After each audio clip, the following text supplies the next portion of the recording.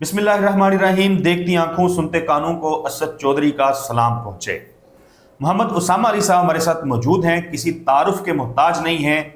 मारूफ astrologer, business consultant, religious scholar. बहुत अहम मामलात के ऊपर हमने पिछली वीडियोस की थी और मैंने आपको बताया था कि उसामा अली साहब जो हैं वो शहर इक़्तिदार इस्लामाबाद की राहदारियों में घूम फिर रहे हैं आजकल। और इस्लामाबाद जब उसामा अली साहब आते हैं तो प्रेडिक्शंस उसामा अली साहब के बकौल ज़्यादा जो हैं वो एक्यूरेट होना शुरू हो जाती हैं। इस वीडियो के अंदर हमने बात करनी है क्योंकि बहुत बड़ी डेवलपमेंट सामने आ रही हैं। अचानक से कुछ ऐसे हुआ है कि जो बिल्कुल ये यकीन किए बैठे थे कि वो इक़्तिदार में आने वाले हैं, वो वज़ीर आज़म बनने वाले हैं या हुकूमती ओहदों पे आने वाले हैं, पाकिस्तान में हुकूमत बनाने वाले हैं और पीटीआई को चारों शाने चित कर चुके हैं, वो चीखें मारना शुरू हो गए हैं, रोना धोना शुरू हो गए हैं। पीडीएम के कप्तान जनाब मौलाना फजलुर रहमान, उनका स्टेटमेंट आया पेशावर हाई कोर्ट के ऊपर, उन्होंने तनकीद की। पेशावर हाई कोर्ट वही है जहां से पाकिस्तान तहरीक इंसाफ का इंतखाबी निशान यानी बल्ला बहाल हुआ था। उसके साथ साथ chief election commissioner election commission पे तनकीद की और वाजे किया कि अगर किसी कार्रवाई के अंदर, किसी दहशतगर्द कार्रवाई के अंदर उनके कारकुनान जो हैं वो जख्मी हुए या कोई नुकसान हुआ तो उसकी जिम्मेदारी चीफ इलेक्शन कमिश्नर पर आयद होगी। शहबाज शरीफ साहब जो हैं वो कराची यात्रा पे थे। नवाज शरीफ साहब ने भी जाना था लेकिन उनकी तबीयत जो है वो बिगड़ गई, खराब हो गई, वो नहीं जा सके। अल्लाह ताला उन्हें शिफा बख्शें। लेकिन शहबाज शरीफ साहब ने कराची में जाके जो बातें की हैं, उन्होंने कहा है, छोटा स्टेटमेंट नहीं है, उन्होंने कहा है कि फिर जो वजन है वो लाडले के तराजू में गिराया जा रहा है।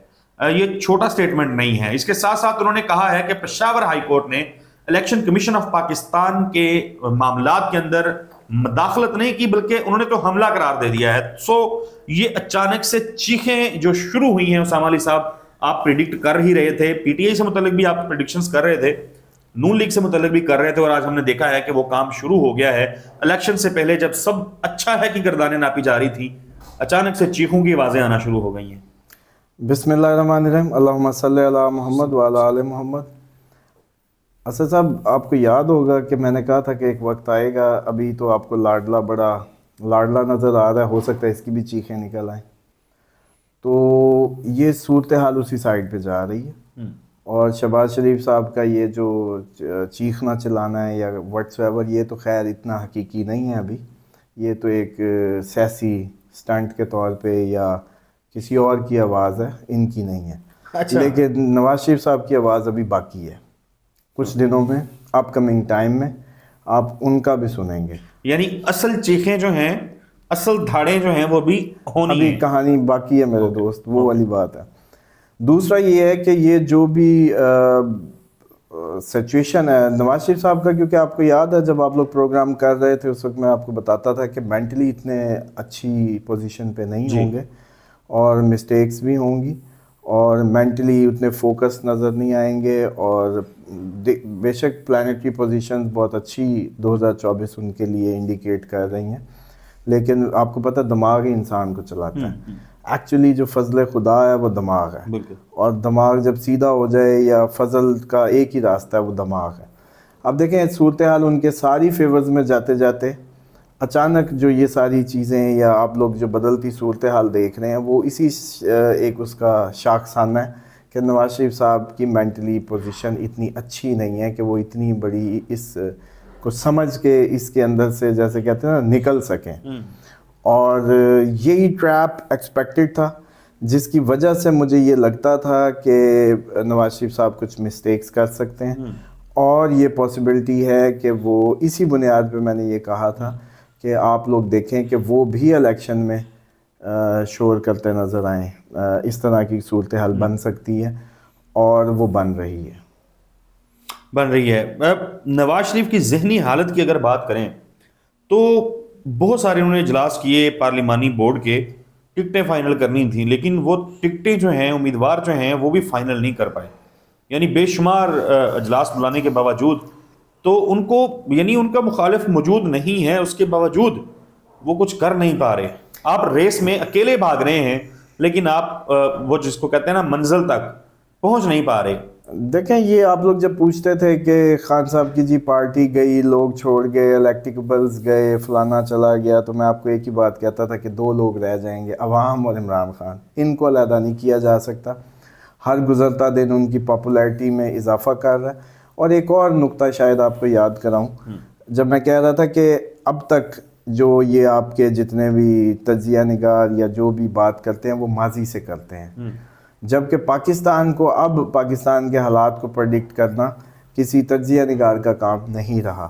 بلکہ اچھا ہوا کہ یہ ایک نیا آپ لوگوں نے انیشیٹو لیا، ایسٹرالوجرز کو آن بورڈ لیا اس طریقے سے جو ماضی میں کبھی نہیں ملتا کہ اتنا جیسے کہتے ہیں ایسٹرالوجرز کو آن بورڈ کیا گیا اور سیاسی معاملات میں یا اس میں.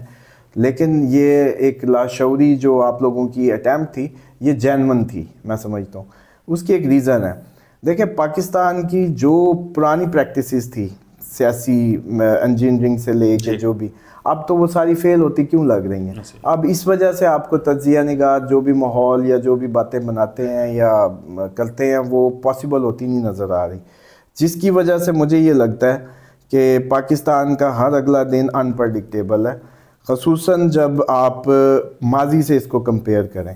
کیونکہ پاکستان ایک ایسے دور میں 2024 میں داخل ہونے والا ہے، یہ وہ ایکسرسائزز دیکھے گا جو ابھی بھی آپ لوگ ہم دیکھ رہے ہیں کہ کچھ ایسے سٹیپس ہیں.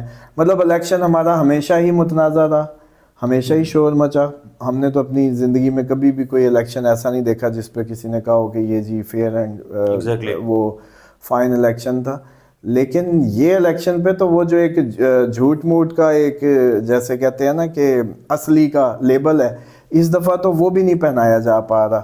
تو اس کا مطلب ہے کہ بڑھ گیا. اس کی ایک اور ریزن ہے کہ دیکھیں میڈیا ترقی کر گیا، یوتھ آگے آ گئی، اور اس دفعہ جو نیا ووٹر ہے تقریباً کوئی ینگ ووٹر کوئی 1 کروڑ پلس کی ایڈیشن ہے جو کہ انپریڈکٹیبل ہے. اور وہ آپ سب کو ہم سب کو پتہ ہے کہ اس وقت جو خان صاحب کو اللہ تعالیٰ نے جو فیم دے دی اور جو آج تک تو یہی ہوا جس کو اتارا وہ ڈیل کی باہر چلا گیا، جس کو بھی اتارا اسے چپ کر کے جی حضور کہہ کے نکل گیا، لیکن یہ بندہ اڑ گیا.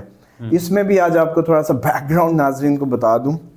عموماً آپ کو یاد ہے کہ یہودی ایجنٹ کی لگتی تھی. دیکھیں یہ پٹھان جو بلڈ ہے نا، جتنا بھی آپ کے اس سب کانٹیننٹ کا پٹھان ہے، یہ ایکچوئل جو پٹھان ہے پیچھے سے یہودی ہیں. 12 قبیلے تھے حضرت یوسف کے، جو بھائیوں کے 12. جو سب سے ان کا جری ٹرائب تھا نا وہ بارڈر سائڈ پہ ہوا کرتا تھا. جب وہ ایران فتح ہوا تو اس کو لقب ملا تھا پیتھان کا، کہ اگر کشتی میں سوراخ ہو جائے، پیندے کو کہتے ہیں پیتھان، تو کہتے ہیں اس میں سوراخ ہو جائے تو کشتی ڈوب جاتی ہے. اس وقت لقب ملا ان کو کہ ان کی بہادری اور ان کی جرت کی وجہ سے. یہ جب افغانستان پہ آئے تو لہجہ سخت تھا تو پٹھان کہنے لگے لوگ ان کو. تو ایکچولی تو دنیا پہ اس ٹائم یہودی رول کر رہے ہیں. کیوں؟ کیونکہ ایک پرانی نیشن ہے، ایک پرانا ان کا کلچر ہے، ایک پرانا بلڈ لائن ہے. اور ان یہودیوں کی جو سب سے ایڈوانس یا ان کی محافظ بلڈ لائن جو تھی وہ اسلام میں کنورٹ ہو کے اپنے اصحاب رسول کے ساتھ آگے کے آگے ایران فتح اور پھر افغانستان اور پھر پورا آپ کا بر صغیر فتح پٹھانوں نے حکومت کی. تو اب اصل مسئلہ یہ ہے کہ لوہے کو لوہا کاٹتا ہے. عمران خان کا ایشو جو ہے وہ عمران خان آپ لوگ لوکل سنیریو میں چیک کر رہے ہیں، جبکہ اصل میں یہ بات کس کو نہیں پتا کہ ہماری حکومتیں انٹرنیشنل اسٹیبلشمنٹ، انٹرنیشنل حکومتیں ان کے زیر اثر ہیں، جو بھی چھوٹے ممالک کی یا ذیلی کالونیز بنی ہوئی ہیں. کوئی بریٹن کے زیر اثر رہا، کوئی امریکن انفلوئنس میں، کوئی چائنا، کوئی رشیا. تو اب ان کو یہ پتہ ہے کہ یہ بندہ خطرناک ہے اس خطے کے لیے. ان کو یہ بو آ رہی ہے کہ یہ وہ بندہ ہے جس کے اندر یہ جراثیم موجود ہیں کہ جو پورے خطے کو چیلنج دے سکتا ہے ان کی ریٹ کو. تو اب بات سے وہاں تک میں اصل میں لانا چاہ رہا تھا کہ وہ ایجنٹ تو نہ کہیں لیکن وہ بلڈ لائن ضرور کہیں کہ یہ وہ بلڈ لائن ہے جو کاٹ سکتی ہے یا جو یہودیوں کو خود کو کھٹک رہی ہے. کیونکہ وہ جیسے کہتے تھے لوہے کو لوہا کاٹتا ہے، اور خصوصاً وہ بلڈ جو کہ کبھی بھی سرنڈر نہیں کرتا، جس کی اسی جبلت کی وجہ سے وہ پورے سب کانٹیننٹ پہ چھائے رہے. اور اب بھی لاشعوری طور پہ جو ان سے کنیکٹڈ لوگ ہیں یا جو ایک بائی بلڈ جیسے آپ شکار پہ جانے کے لیے ایک مخصوص نسل کا کتا ہے پوائنٹر، یا وہ اس کے علاوہ آپ کہیں جی جرمن شیفرڈ سے میں شکار کر لوں، اس کے خواص اپنے ہوں گے، لیکن وہ اس شکاری کے علاوہ جو ہے وہ نہیں پاسبل۔ اسی طریقے سے جب اس کے لیے جو جنگ کا یا جدل کا یا ٹسل کا یا اگریشن کا یا مقابلے کا جب ماحول بنتا ہے تو یہ بلڈ اپنے آپ اپنے خواص دکھانے لگتا ہے۔ یہ خواص کا مقابلہ کرنا اس وقت جو ان کے سامنے والے ہیں ان کے بلڈ لائن چیک کر لیں، تو یہ اصل میں مسئلہ صرف یہ ہے کہ، اور یہ کوئی ہم آؤٹ آف اسلام بات نہیں کر رہے، نبی پاک صلی اللہ علیہ وسلم نے فرمایا تھا کہ یہ قبیلے تمہاری پہچان کے لیے ہیں۔ اٹ مینز کہ اٹ ہیز سم تھنگ، کہ آپ مرنا تو آپ کو پہچان ہی ختم ہو جائے گی، انپریڈکٹیبل ہو جائیں گے آپ کا ارد گرد۔ تو اس لیے یہ لوگ زیادہ پرابلم میں آ گئے ہیں کہ یہ پرانی روش پہ، پرانی اس پہ سب دیکھ رہے تھے، لیکن اس بلڈ لائن کو جو ہے نا کیلکولیٹ کرنا کہیں مسنگ ہے ہمارے تھنک ٹینک سے، جس کی وجہ سے وہ سمجھ نہیں پا رہے کہ یہ خان اب ٹیکل کیسے ہوگا۔ مجھے یہ بتائیں کوئکلی کہ نون لیگ اس کے تنازعات کا سلسلہ مزید بڑھے گا، پریشانیاں بڑھیں گی، یا آپ کو لگتا ہے کہ بس یہ ٹھہر جائیں گے، سنبھل جائیں گے؟ نہیں، یہ اوورال ہمارے اس ٹائم جیسے خان صاحب کی پارٹی میں سیم ایشوز چل رہے ہیں لوگ، یہ اس خطے کا، ہمارے پاکستان کے اس ٹائم ہر جماعت کا یہ مسئلہ ہوگا۔ یہ نون لیگ کے تو آپ کو یاد ہوگا سپٹمبر کی، یا مجھے یاد آتا ہے جب مریم صاحبہ کی آپ لوگوں نے کوئی پروگرام کیا تھا اس وقت، تو اس وقت ہی میں نے بتایا تھا کہ متنازع ہو سکتی ہیں اپ کمنگ ٹائم میں، اور بہت زیادہ ان کی وجہ سے پارٹی میں ایک اختلافات جنم لیں گے، اور یہ اختلافات آپ کو ہر گزرتے دن کے ساتھ بڑھتے بڑھتے اس نہج پہ ہو سکتے ہیں کہ جو نواز شریف صاحب ہیں وہ اصل میں چیخ اٹھیں، اصل میں چیخ اٹھیں، کہیں کہ چکو بستر سے چلیے کہ یہ سادہ بھائی اس طرح تو میں نہیں کھیلتا۔ چلیں بالکل ٹھیک ہے۔ اسامہ علی صاحب بہت شکریہ آپ کے قیمتی وقت کے لیے۔ ناظرین ہمیں اجازت دیجیے، اگلی ویڈیو میں ملاقات ہوگی۔ اللہ حافظ۔